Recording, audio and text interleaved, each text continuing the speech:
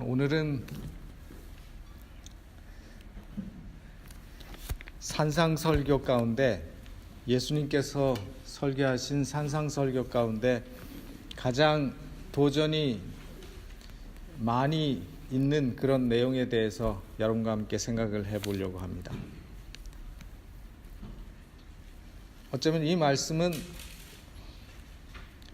악한 자들과 우리를 괴롭히고 힘들게 하는 그런 사람들한테 하나님께서 더 많은 사랑을 나타내라고 하는 말씀이기도 하고, 또 우리에게 성령의 능력이 필요함이 이것보다 더욱 절실한 곳이 없는 그런 성경 구절이라고 생각을 합니다.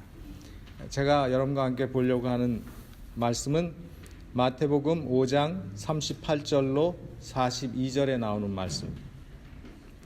마태복음 5장 38절부터 42절입니다.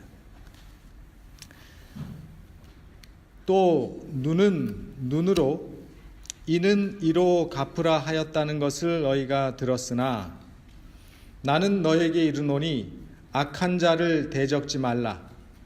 누구든지 내 오른편 뺨을 치거든 왼편도 돌려대며 또 너를 송사하여 속옷을 가지고자 하는 자에게 겉옷까지도 가지게 하며 또 누구든지 너로 억지로 오리를 가게 하거든 그 사람과 십리를 동행하고 내게 구하는 자에게 주며 내게 꾸고자 하는 자에게 거절하지 말라. 여러분들이 잘 아시는 말씀이고, 또 어쩌면 여러분들이 이렇게 실천하고 계시는 분들도 계실지 모르지만 또 이렇게 살지 못하고 있는 사람들이 더 많은 그런 말씀이죠. 눈은 눈으로 이는 이로 갚으라는 말씀을 많이 들어보셨습니까? 여러분들은 그렇게 사십니까? 이빨 하나 부러지면 저쪽도 이빨 하나 부러뜨리고, 나한테 멍이 한번 들게 하면 저쪽에도 멍 한 병 만들어주고, 예수님께서 말씀하시기를 이는 이로 눈은 눈으로 갚으라는 말씀을 너희가 들었다 그랬어요. 그러니까 이 말씀은 하나님께서 하신 말씀이라는 얘기죠. 이 말씀은 성경에 나오는 말씀이라는 얘기죠. 그러면 왜 우리가 그렇게 안 삽니까? 이는 이로 눈은 눈으로 갚아줘야죠. 나한테 누가 주먹으로 한 대 치면 나도 주먹으로 한 대 쳐주고. 어떤 분이 그런 얘기하는 걸 전 들었어요. 저쪽에서 소총으로 쏘면 나는 대포로 쏜다고. 그 말은 뭐예요? 저쪽에서 주먹으로 한 방 때리면 나는 망치로 한 방 친다, 뭐 이 정도죠. 훨씬 더 내가 받은 것보다 더 많이 갚아주겠다. 그런 분을 제가 만나봤어요. 교회 안에서 그분은 이 원칙, 이는 이로 눈은 눈으로 갚으라는 이 말씀의 원칙을 제대로 실천합니까? 아주 두 배로 실천하는 사람이라고 말할 수 있죠. 사실 이 말씀이 성경에 나오는 말씀이죠. 구약 성경에 나오는 말씀인데 어디에 나오는가 하면 출애굽기 21장에 나오는 말씀입니다. 사람이 서로 싸우다가 아이벤 여인을 다쳐서 낙태케 하였으나 다른 해가 없으면 그 남편의 청구대로 반드시 벌금을 내되 재판장의 판결을 쫓아낼 것이니라. 그러나 다른 해가 있으면 갚되 생명은 생명으로, 눈은 눈으로, 이는 이로, 손은 손으로, 발은 발로, 데운 것은 데움으로, 상하게 한 것은 상함으로, 때린 것은 때림으로 갚을지니라. 분명히 말씀하셨죠?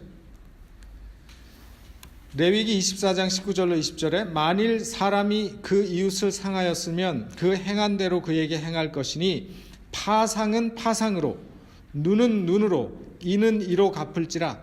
남에게 손상을 입힌 대로 그에게 그렇게 할 것이며, 신명기 19장 21절에도 내 눈이 긍휼히 보지 말라. 생명은 생명으로, 눈은 눈으로, 이는 이로, 손은 손으로, 발은 발로니라.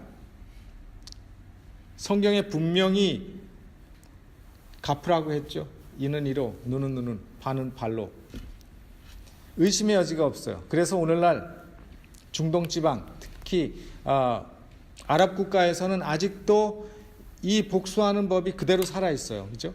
그래서 도적질하면 손 자르고, 뭐 이렇게 살인한 사람 그 사람 죽이고, 뭐 그렇게 이는 이로, 눈은 눈으로, 그 갚은 그걸 그대로 지금 실천하고 실행하면서 사는 국가들이 있습니다.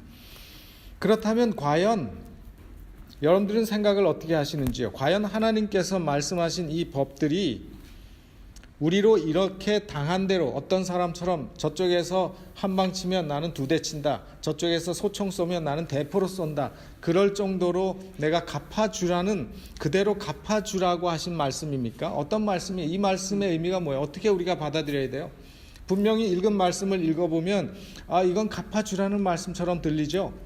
이는 이로, 눈은 눈으로, 발은 발로, 상한 것은 상함으로, 때림은 때림으로, 생명은 생명으로 갚아주라고 하셨는데, 그럼 이 말씀의 의미가 뭔가? 무슨 말씀인가? 제일 먼저 읽은 출애굽기 21장에 나오는 21장부터 나오는 말씀들은 출애굽기 20장에 하나님께서 십계명을 우리에게 주시고, 그 십계명을 주신 후에 그 십계명을 우리의 일상생활에서 어떻게 구체적으로 적용할 것인지에 대한 말씀이죠. 그게 율례들이에요. 그 21장부터 나오는 쭉 25장까지 나오는 그 말씀들이 하나님의 율례에 대한 말씀이에요. 십계명을 구체적으로 풀어서 설명했어요. 우리의 매일의 생활 속에서 십계명을 어떻게 실천할 것인가. 그래서 그 내용을 자세히 읽어보면 그 십계명의 강령인 사랑의 원칙이 그 속에 들어있어요. 우리 눈에 잘 안 보여서 그렇지. 자세히 보시면 그 속에 십계명이 우리에게 주는 하나님을 사랑하고 내 이웃을 내 몸과 같이 사랑하라고 하는 사랑의 율법이 그 속에 남아 있어요. 표면적으로 보면 복수하라는 법이에요. 정확한 보복의 원리를 나타내고 있지만은 이 말씀의 목적은 불의를 행한 사람들, 다른 사람을 때리거나 다른 사람을 상하게 한 사람들이 자신의 행동에 대해서 분명한 책임을 져야 한다는 걸 말씀하는 거예요. 그들이 한 행동에 대해서 하나님께서는 그들로 책임지게 하겠다는 거죠. 다시 말해서 그 책임을 지는 것이 뭔가 하면 그가 그만한 대가를 치러야 한다는 거죠. 그래서 이 말씀들은 어떤 정의의 기초를 세우는 것이었습니다. 또 피해자에게는 그 보상도 피해를 받은 만큼 받도록 하나님께서 한정하셨어요. 그래서 이는 이로, 눈은 눈으로 한정하신 거예요. 보상도. 그래서 이 율법들은 개인적으로 받은 대로 복수하라고 주신 말씀이 아니라 출애굽기 21장 초반에 무슨 말씀이 있었어요? 아이벤 사람을 낙태케 하면 재판관이 뭐에 쫓아, 그런 말씀 나오는 거 기억하세요? 재판관이. 그래서 이 모든 복수에 대한 이 말씀들은요, 신명기를 보면 누구에게 개인적으로 우리가 복수하라고 하신 말씀이 아니라 재판관들을 위해서 주신 말씀이에요. 재판관들이 그 일에 대해서 정당한 보상, 그만큼의 처벌을 받도록 책임지게 하라는 말씀이에요. 말씀을 잘 읽어보시면, 자세히 읽어보시면 그런 걸 발견하실 수 있을 거예요. 그래서 정의를 나타내고 개인적인 복수를 하지 못하도록 하시는 거였어요. 그런데 많은 백성들이 그 말씀을 오해하고 있어요.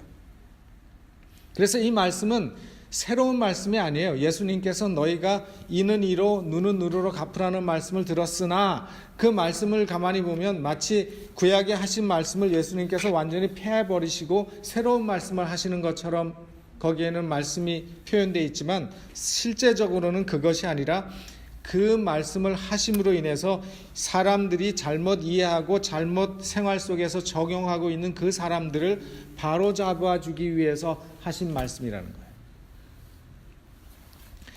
분명히 구약 성경에도 하나님께서 뭐라고 말씀하셨는가 하면 원수 갚지 말고 복수의 정신을 품지 말라 하셨어요. 레위기 19장 18절. 원수 갚지 말며 동포를 원망하지 말라 분명히 말씀하셨어요.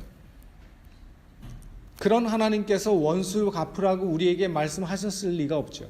그래서 그 말씀, 복수의 법들은 누구에게 주신 법인가 하면 재판관들이 그 모든 일들이 일어날 때 그 정당한 보상과 정당한 처벌을 그 한 만큼 주도록 하신 하나님의 정의를 세우기 위한 법들이었다는 거죠. 그런데 현실은 우리는 어떻습니까? 현실은 원수 갚고 살죠. 우리는 현실은 원수 갚고 현실은 우리는 원망하고 살고 있다는 것입니다. 지금도 그렇고 예수님이 이 땅에 오셨을 그 이스라엘 땅에도 그 복음의 예수님의 말씀과 구약의 말씀을 들은 그 사람들도 여전히 원수 갚고 원망하면서 살고 있었다는 거죠.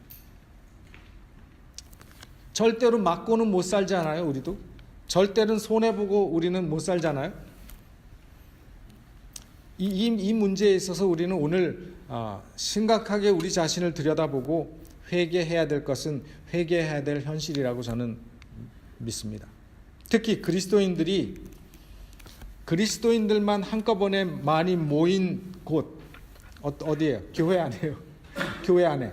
또 그리스도인들이 한꺼번에 많이 모인 장소, 뭐 큰 집회가 있다든지 큰 뭐 캠프 미팅이 있다든지 그런 데 가면 서로 양보하고 서로 배려하고 서로 기다리고 서로 이렇게 해야 되는데 자주자주 무엇을 보는가 하면 세상 사람들, 세상에서 보는 그런 모습들을 그 속에서 교인들이 모인 그 장소에서 여전히 우리가 볼 수 있다고 하는 그런 불행한 현실인 것입니다.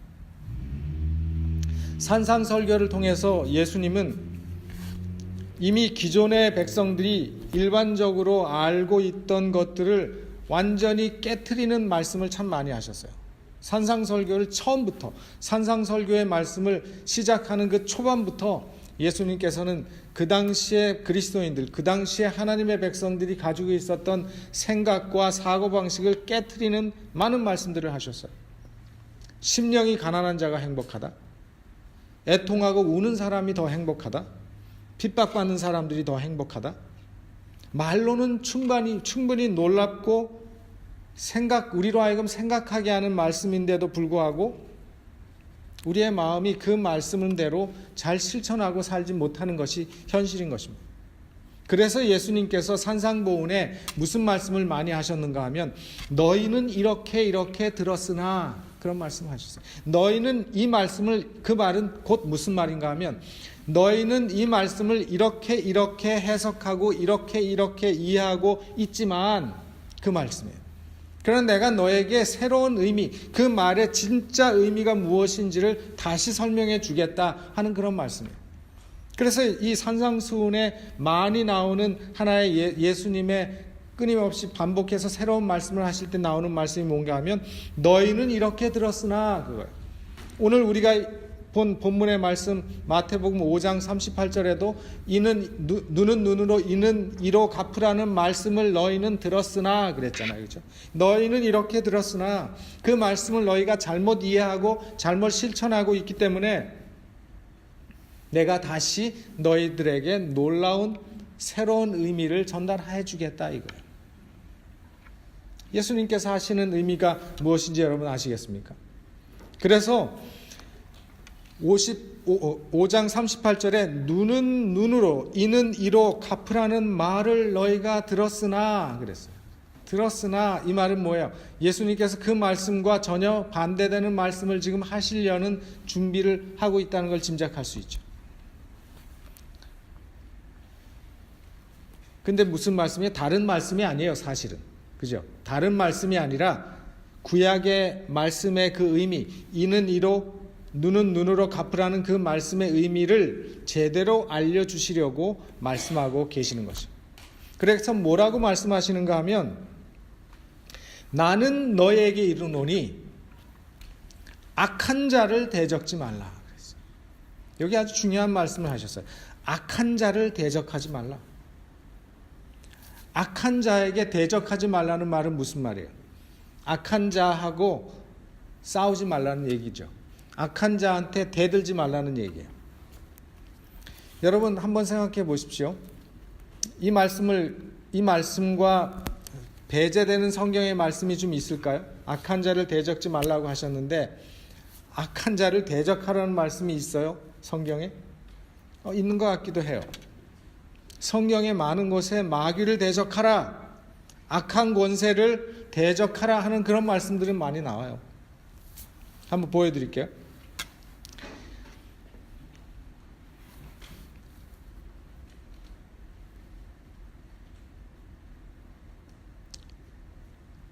제가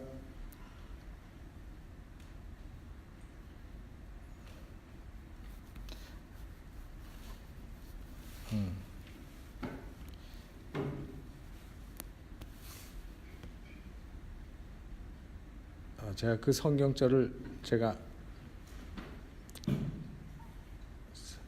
여기다 넣지 못했네요.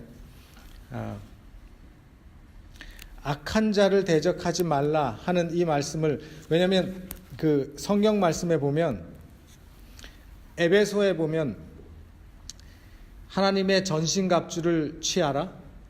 그 이유는 악한 날에 너희가 능히 대적하고 모든 일을 행한 후에 서기 위함이다 라는 말씀하셨어요.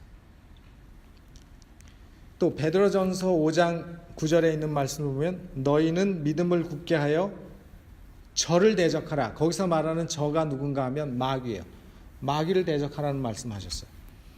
이는 세상에 있는 너희 형제들도 동일한 고난을 당하는 줄 알미리라. 그러니까 다시 말해서 전신갑주를 취하는 이유도 악한 날에 너희가 능히 대적하기 위해서 전신갑주를 취하고, 베드로전서 5장에는 마귀를 대적하라고 분명히 말씀하셨고, 야고보서 4장 7절에 보면 그런즉 너희는 하나님께 순복할지어다 마귀를 대적하라 그리하면 너희를 피하리라, 이런 말씀이 있거든요. 그래서 마귀를 대적하라, 악을 대적하라. 여러분, 마귀를 대적하고 악을 대적해서 우리에게 승산이 있다고 생각하세요? 저는 승산이 없어요. 저는 제가 마귀하고 대적해서 제가 이길 승산이 없어요. 제가 악을 대적해서 저는 이길 승산이 없어요. 근데 하나님께서 왜 마귀를 대적하고 악을 대적하라고 말씀하십니까? 승산이 없는데, 분명히 우리가 깨질 거 아는데. 여기서 하나님께서 우리에게 악을 대적하고 마귀를 대적하라고 하는 말씀이 무슨 말인가 하면 악을 저항하라는 말씀이에요. 사단의 유혹과 공격을 저항하고 대항해서 일어서라는 말입니다. 다시 말하면 악에 대해서, 불의에 대해서 우리는 노라고 말할 수 있는 사람이 되라는 거예요. 그게 우리가 마귀를 대적하고 악을 대적하는 거예요. 우리는 절대로 악과 싸워서 이길 수 있는 사람들이 아니에요. 우리는 절대로 마귀와 대적해서 이길 수 있는 사람들이 아니에요. 그러나 마귀가 우리에게 다가올 때, 마귀가 우리에게 유혹의 덫을 던질 때, 마귀가 우리에게 유혹의 미끼를 던질 때 그것을 덥석 물지 말고 그것이 무엇인지 분명히 보고 말씀을 통해서 확실히 이것이 하나님께로서부터 온 것이 아니라는 것을 알 땐, 그것이 아무리 내게 좋아 보이고 내게 아무리 유익이 있고 나를 아무리 편하게 한다 할지라도 노할 수 있는 것, 그것이 바로 우리가 악을 대적하고 마귀를 대적하는 거예요. 그런 의미에서 하나님께서 악을 대적하고 사단에 대해서 대적하라고 말씀하셨어요. 거기에 대해서 아무런 의의가 없는 것입니다. 근데 오늘 악한 자를 대적하라고 하는 이 말씀은 좀 달라요. 성경을 자세히 읽어볼 필요가 있는데, 우리가 대항하고 저항하여 일어나지 말아야 할 것은 뭔가 하면 우리한테 잘못을 저지르고 우리를 괴롭게 하고 우리를 피곤하게 하고 우리에게 악을 행하고 우리에게 불의를 행하고 우리를 공격하는 사람들한테 그렇게 하지 말아요. 악은 우리가 대적해야 되죠. 유혹은 우리가 노라고 얘기해야 되죠. 마귀의 공격에 대해서 우리는 하나님의 말씀으로 굳게 서서 그 말씀을 우리는 막아야 되죠. 그러나 하나님께서 우리에게 악을 대적하지 말라고 하는 것은 뭐냐면, 예수님도 사람들도 악한 사람이 있다는 걸 알아요. 이 세상에 악이 많다는 거 알고 우리에게 악을 행하는 사람이 많은 걸 아십니다. 못된 사람들이죠. 못된 사람들인 거 하나님도 아시고 우리도 알아요.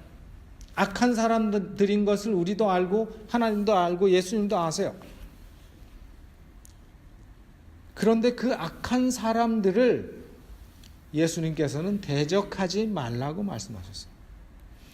악을 대적하지 않는 것과 악한 자를 대적하지 않는 것이 같다고 생각할 수 있지만 같지 않아요. 어떻게 같지 않은가 하면, 하나님께서 우리 하나님께서는 우리가 악한 것이나 불의한 것이나 못된 것을 보고 모르는 척하고 지나가라는 말씀이 아니에요. 악한 행동을 할 때 그걸 묵인하고 모르는 척하고 지나가라는 말씀이 아니에요. 그 말에 대해서는, 그런 거의 행동에 대해서는 지적하고 그런 행동이 틀렸다는 것을 그 사람에게 알려줄 필요는 있지만 사람들에 대해서 대항해서 일어서지 말라는 말씀이에요. 그들이 잘못됐다는 사실 지적해 주지 말라는 말이 아니라 그들의 잘못을 지적하고 죄를 지적해 줄 수 있고 말할 수 있어요. 그렇게 하지 말라고 말할 수도 있습니다. 그러나 그 사람에 대해서 복수하지 말라는 거예요. 그 사람에 대해서 저놈 한번 혼 좀 나봐야 되겠네? 그런 생각을 갖지 말라는 거예요. 저 사람 한번 고생 좀 해봐야 되겠네? 저 사람 한번 망해보게 내가 좀 해야 되겠네, 뒤에서. 이런 생각을 갖지 말라는 거예요. 우리의 개인적인 관계에서 우리가 해야 될 것은 공의가 아니라 뭐를 실천하라고 말씀하셨는가 하면 사랑의 근거에서 가라는 말씀이에요.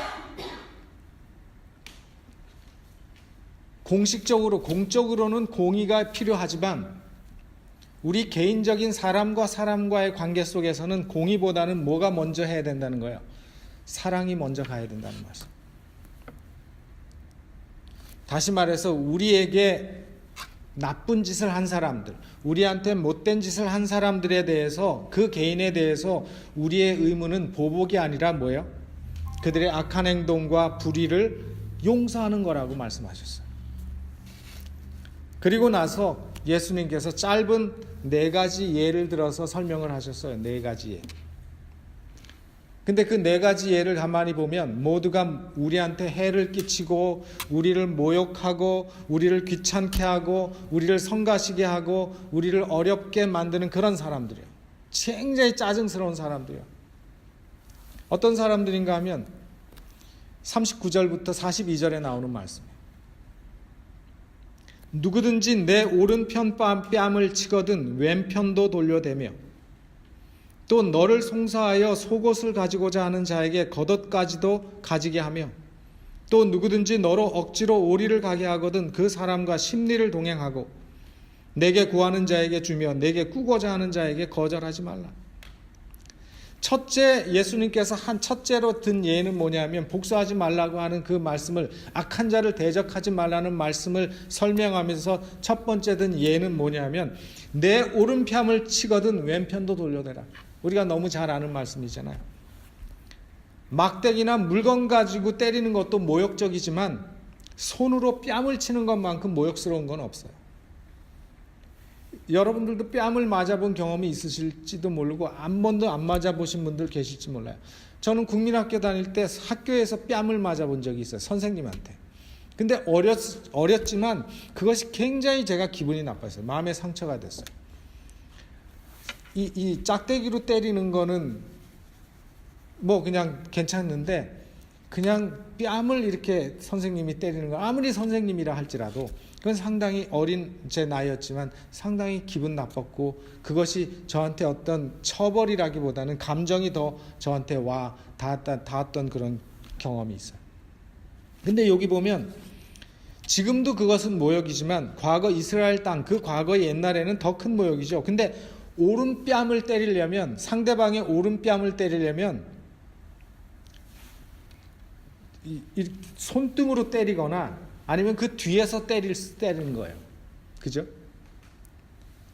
오른뺨을 때리려면 손등으로 이렇게 때리든지 아니면 뒤에 가서 이렇게 때리면 오른뺨을 때릴 수 있어요. 근데 첫 경우 손등으로 때리는 거는요, 훨씬 더 세게 가요. 이거보다는. 그리고 바닥으로 맞는 것보다 손등으로 맞는 게 훨씬 더 모욕적이죠. 그리고 뒤에서 맞는 건 어떻습니까? 생각도 못하고 있는데 누가 뒤에서 그냥 탁 때리면 그것도 또 굉장히 기분 나쁘죠. 둘 다 뭐 이거는 생각도 상상하기도 싫은 모욕이죠. 기분 나쁜 거, 이것처럼 기분 나쁜 게 없어요. 근데 예수님이 뭐라 그랬냐면 왼편도 돌려더라. 진짜 대주라는 의무라기보다는요, 제가 이 말씀을 가만히 볼 때 진짜 예수님께서 왼편 또 때려봐 또 때려봐 이게 아니고, 어떤 사람들은 그렇게 예수님께서 왼편도 돌려대라 그랬다고 누가 때리면 그래 때려봐 더 약 올리고 그게 더 약 올리고 공격하는 거 아니에요? 근데 예수님께서 왼편도 대라는 건 진짜 뭐 때려봐 이게 아니죠. 이게 아니고, 우리의 성정을 아시죠? 기분 나쁘니까 그 기분 나쁜 거에 대해서 내가 뭐 할 것 같아요. 우리는 맞으면 분명히 내가 움츠러들든지, 아니면 어떤 사람은 공격성이 심한 사람은 자신도 그냥 반사적으로 한 대 말씀 돌아서 때리거나 뭐 두 대 때리거나 이렇게 반사적으로 공격을 하는 거죠. 그런데 예수님께서 왼편을 돌려대라는 말씀은 그렇게 하지 말라는 거예요. 때려봐 이것도 하지 말고, 반사적으로 그렇게 공격하려고 하는 마음도 가지지 말라는 거예요. 방어는 할 수 있을 거예요. 내가 안 맞으려고, 또 때리려고 하면 안 맞으려고 내가 방어는 할 수 있을지 모르지만, 방어하는 것까지 예수님께서 나쁘다고 말씀하시진 않았지만, 방어하는 건 괜찮지만 그것을 때리고 공격하거나 보복하거나 같이 때리면서 싸움을 만들지 말라는 거예요. 그게 왼편도 돌려대라는 거예요. 그렇게 할 수 있으시겠습니까? 상당히 쉽지 않은 거죠. 또 두 번째 예는 뭐라고 말씀하셨는가 하면, 너를 송사하여 속옷을 가지고자 하는 자에게 겉옷까지도 가지게 하며. 다른 사람을 고소해서 부당하게 우리의 소유를 뺏으려고 하는 그 사람들에 대한 얘기예요. 이건 지금 옷 얘기 가지고 하지만, 이 얘기의 주 일반적인 내용은 뭔가 하면, 부당하게 고소를 하든지 뭐 재산이나 재정적인 손해를 나한테 끼치려고 할 때 내 것을 빼앗든지 나한테 주어야 될 것을 주지 않든지, 그런 여러 가지 분쟁에 있어서 그런 얘기예요. 무슨 말씀인지 아시겠죠? 어떤 사람은 나한테 갚아야 되는데 안 갚고 뺀질거리면서 자꾸 도망가는 사람들 있잖아요. 어떤 사람들은 난 조그만 거 그냥 내 거 어떻게 조금이라도 뺏어가려고 막 애쓰는 사람들 있잖아요. 그런 사람들, 속옷을 뺏으려는 사람들한테 겉옷까지 주라 이 말이에요. 속옷과 겉옷이 어떤 차이가 있는데요. 팔레스틴 지방에서는 속옷과 겉옷은 우리의 개념하고 조금 달라요. 누가 요즘 속옷을 뺏어가려고 하겠습니까? 그죠? 가격 면에서 겉옷이 비쌉니까? 속옷이 비쌉니까? 겉옷이 비싸죠. 지금 이 세상에도. 근데 팔레스틴 지방에서는 훨씬 더 겉옷이 비쌌어요. 훨씬 더.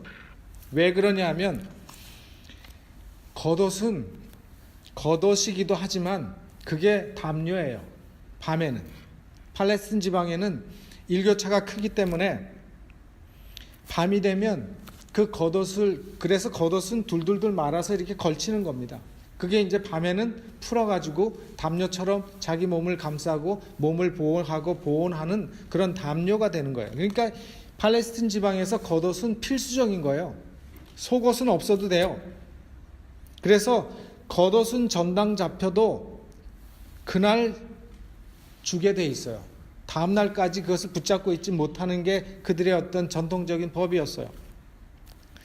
속옷은 별로 가치가 없는 거예요. 겉옷은 훨씬 가치가 있는 거예요. 근데 겉옷을, 속옷, 별로 가치 없는 것을 가지려고 뺏으려고 하는 사람한테 뭐까지 주라는 거예요? 예수님께서. 싸우지 말고, 그거 속옷 안 뺏기려고 싸우지 말고 겉옷까지 주라 이거예요. 여러분 한번 이걸 한번 생각해 보세요. 예수님이 우리에게 요구하시는 요구가 어떤 요구 같아요? 여러분은 이 세상에서 이런 경우를 당했을 경우가 있었습니까? 없었습니까? 분명히 있으셨을 거예요. 저도 이런 경우를 당한 경우가 많이 있습니다. 여러분은 어떻게 하셨어요? 그런 경우. 너 죽고 나 죽자. 안 뺏기려고. 그죠? 아니면 어떻게 해서든지 안 뺏기려고 머리 터지게 싸우든지 신경전 하든지, 서로 막 스트레스 받으면서 막 그렇게 하든지, 이거 아니에요? 왜? 내가 손해보기 싫으니까, 내가 뺏기기 싫으니까. 어떨 때는 뭐예요? 거짓말도 해가면서, 거짓 증언도 해가면서. 근데 예수님께서 말씀하신 거는 그렇게 하지 말라는 거예요. 그렇게 하지 말라는 거예요. 그렇게 하지 말라. 그렇게 살지 말라는 거예요. 세 번째, 또 누구든지 너로 억지로 오리를 가게 하거든 그 사람과 심리를 동행하고. 오리를 동행하면 억지로 심리를, 이건 친구들하고의 관계를 얘기하는 것도 아니에요. 근데 친구들하고 관계도 우리가 할 수 있죠. 어떤 친구가 와서 야, 나 오늘 어디 가는데 좀 같이 가줄래? 네 차로 가자. 뭐 그러면 지 볼 일 보는데 왜 지 차로 안 가고 내 차로 가지? 우리는 그런 생각을, 우리가 다 그렇게 생각하잖아요. 근데 그런 경우도 우리에게 있어요. 이 말에 적용할 수 있죠. 근데 실제적으로 이 말은 역사적으로 그 당시에 왕의 명령을 가지고 길을 가는 사람들은 필요에 따라서 사람들을 언제든지 어디서든지 징발해서 짐을 나르게 시키든지 일을 시킬 수 있는 권한이 있었어요. 지금 여기서 얘기하는 얘기는 예수님께서 그런 얘기를 예로 들어서 말씀하시는 거예요. 예수님 당시에는 이스라엘이 팔레스틴 로마의 식민지하에 있었는데 그때에도 공적인 임무를 맡은 관리들이 다니면서 사람들을 마음대로 징벌해서 일을 시킬 수 있는 권한이 있었어요. 그러니까 잘못 걸리면 뭐예요? 이 일을 하는 거예요. 누가 그런 경우였는가 하면 아리마대 아니 구레네 시몬이 그런 경우예요. 그냥 구경하다가 그 군병이 너 일로 와 이거 질 수밖에 없는 거예요. 그게 그 당시의 법이었어요. 그러니까 관리가 일반인들을 마음대로 징벌해서 일을 시키고 짐을 나르게 하든지 면일을 심부름을 시킬 수가 있었어요. 근데 그게 뭐냐면 규정된 거리가 오리였어요. 예수님 당시에 로마 법에서 그 징벌해서 마음대로 일을 시킬 수 있는 그 거리가 몇 리였다고요? 오리였어요. 근데 그렇게 징벌을 당해서 하더라도 예수님이 하신 말씀은 심리까지 더 가주라 이거예요. 두 배의 일을 더 해주라, 기쁜 마음으로. 어떤 사람이 억지로 원하지 않는 일을 너한테 시키더라도, 가고 싶지 않은데 억지로 일을 시키거나 하고 싶지 않은데 억지로 그 일을 하게 하거든, 그냥 안 하려고 요리조리 핑계대고 안 하려고 도망가고 이렇게 하지 말고 더 많이 해주라고 말씀합니다. 기꺼이 더 동행해주는 너그러운 마음을 가지는 사람이 되라고 말씀하셨어요. 그게 예수님께서 악인을 대적하지 말라고 말씀하시면서 주신 세 번째 예였어요. 마지막, 내게 구하는 자에게 주며 내게 꾸고자 하는 자에게 거절하지 말라. 도움이 필요해서 오는 사람들에게 돌아서지 말라는 것입니다. 여러분, 그리스도인의 삶은 제가 분명하게 말씀드립니다. 그리스도인의 삶은 손해보는 삶이 이기는 삶이에요. 이 원칙을 여러분들이 잊지 마세요. 그리스도인의 삶은, 이기는 삶은 지는 삶이에요. 하나님께서 보시는 눈이 그래요. 하나님은 보시는 원칙이 그래요. 그리스도인의 삶은 손해보는 삶이 진짜 그리스도인의 삶이에요. 지금 예수님께서 말씀하신 말씀의 의미가 그거예요. 매우 중요한 진리입니다. 그래서 손해보지 않고 내 거 다 챙기고 손해 안 보고 살겠다는 사람은 뭐라고 할 수 없어요. 그는 그리스도인이 아니에요. 이 말씀의 근거에서 보면 그는 그리스도인이 아니에요. 그는 하나님의 백성도 아니고 그는 하늘에 합당한 사람이 아니에요. 우리 주변에 이런 사람들이 많습니까? 그리스도인이 많습니까? 우리 주변에 그리스도인보다는 그리스도인 아닌 사람들이 훨씬 많은 것 같아요. 그리고 우리를 힘들게 하는 사람이 많습니까? 우리를 행복하게 해주는 사람이 많습니까? 우리를 행복하게 해주는 사람보다는 우리를 힘들게 해주는 사람들이 많아요. 근데 예수님은 그런 사람들하고 싸우려고 일어나지 말라고 말씀하셨어요. 그게 악한 자를 대적하지 말라는 예수님의 말씀의 의미예요. 그런 사람들하고 싸우려고 일어나지 말라. 쉬운 일이에요? 아니에요? 절대로 쉬운 일이 아니에요. 그럼 여러분 계속해서 그렇게 사실 작정입니까? 어떻게 사시고 싶으세요? 예수님 말씀대로 살고 싶으세요? 아니면 그냥 이제까지 산 대로 손해 안 보고 살고 싶으세요? 저는 이 말씀을 보면서 왜 예수님께서 손해보고 살라고 말씀하셨고 왜 예수님께서 악한 자를 대적하지 말라고 하셨는지를 좀 깨달았어요. 그 이유가 뭔가 하면 그게 우리의 행복이에요. 그게 우리가 이 세상에서 평화를 누릴 수 있는 최고의 방법이라는 거예요. 예수님께서 우리를 편안하게 하시기 위해서, 우리를 행복하게 하시기 위해서 그렇게 하라고 하셨어요. 여러분 맞습니까? 가만히 생각해 보세요. 악한 자를 대적하지 말고 그렇게 손해보고 사는 삶이 너희들의 마음이 훨씬 편할 거라는 거예요. 조금 내가 더 이익 가지고 조금 더 내가 많이 가지려고 싸우고 다른 사람에게 상처 주고 다른 사람을 힘들게 하는 그 삶보다는, 그렇게 그걸 가질 때까지 내가 받는 스트레스보다는 내가 덜 먹고 덜 가지고 편안하게 사는 삶이 훨씬 행복할 것이라는 거예요. 여러분 복수하고 싸우고 내가 더 먹겠다고 내가 더 가지겠다고 그거 하는 것만큼 스트레스 받고 힘든 일이 어디 있습니까?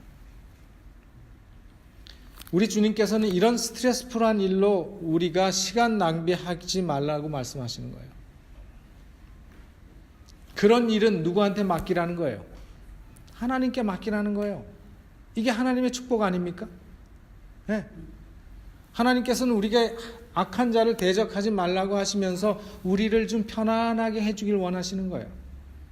왜? 그것은 내가 맡아주겠다. 재판관에게 맡기라는 거예요. 너희가 개인적으로 복수할 일이 아니라는 것입니다. 그건 내가 처벌하겠다는 거예요. 왜 하나님의 판단에 맡겨야 돼요? 여러분 우리의 판단이 항상 옳습니까? 아니에요. 저는 한때 내 판단이 항상 옳은 줄 알았는데 살다 보니까 내 판단이 항상 옳은 게 아니라는 걸 알았어요. 자기 판단을 믿지 마세요. 내 판단이 옳다는 걸 믿지 마세요. 우리의 판단은 항상 옳지 않아요. 우리 개인의 판단은 항상 이기적이고 자기 중심적이기 때문에 항상 자신이 옳다고 생각하지만 다른 사람이 볼 때는 내가 문제일 때가 많이 있어요. 그러니까 내 판단이 옳지 않을 때도 있어요. 내 판단에 저 사람이 나쁘다고 생각하지만 다른 사람이 볼 때는 저 사람보다 내가 더 나쁠 경우도 있다는 말이에요. 맞습니까, 여러분? 맞아요. 그걸 인정하셔야 돼요.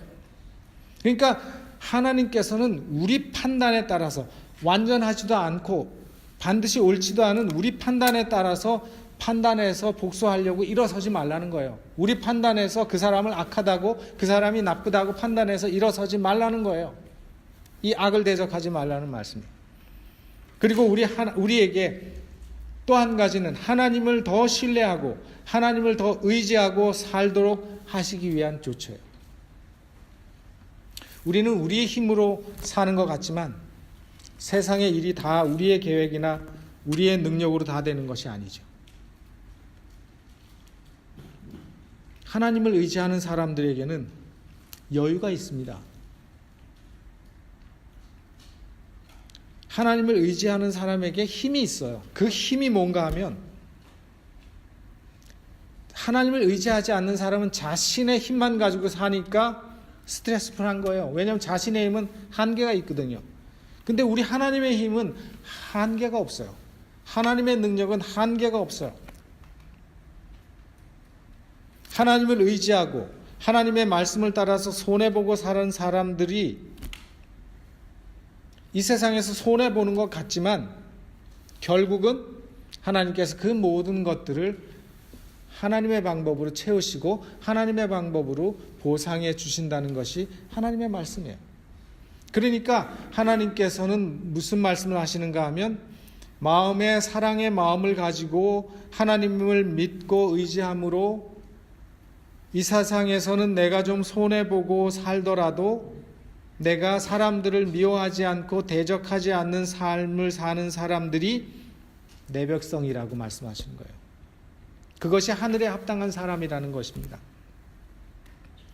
그리고 중요한 것은 하나님께서 우리가 참고 인내하고 우리가 손해본 모든 것을 하나님은 다 하나님의 어카운트 속에 기억하고 계시고 그 모든 것을 갚아주신다는 사실이에요. 그것을 여러분들이 믿으시기를 바랍니다. 이 하나님의 선하심을 믿고 살라는 거예요. 그래서 너희들이 이 땅에서 그 악한 자를 대적하지 말고 너희들을 괴롭게 하고 힘들게 하는 사람들을 싸우려고 일어섬으로 인해서 그렇게 스트레스풀하는 삶을 살지 말고 그 심판은 하나님께 맡기고 너희는 나를 의지하고 복수하지 말고 너그럽게 살면서 평화를 누리면서 행복하게 살 수 있는 백성이 되라고 말씀하시는 것입니다.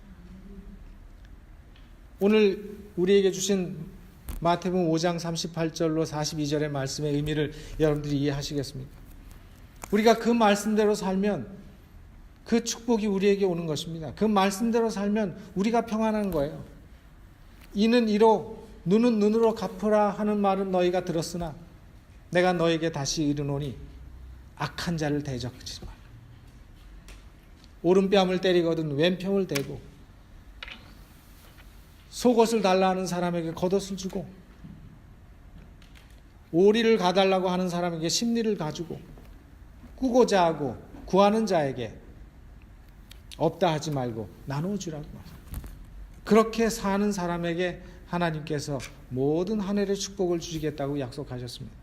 우리 모든 하나님의 백성들이 그런 하나님의 은혜로 살면서 하늘의 복을 누리면서 사는 하늘의 귀한 백성들이 되시기를 간절히 바라면서 말씀을 마치겠습니다.